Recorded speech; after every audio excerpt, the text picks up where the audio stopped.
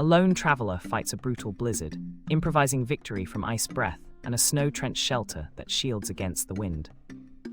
Layering strategies and energy management keep warmth steady as he builds a compact windproof shelter and uses saplings for a small frame fire, revealing how to conserve calories and extend stamina.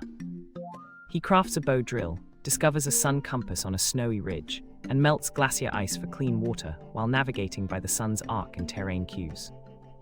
When night deepens and sight narrows, he uses reflective snow to signal aid without exposing himself to the wind. The tale ends with rescue, arriving as lessons of preparation, improvisation, and disciplined movement echo through the cold.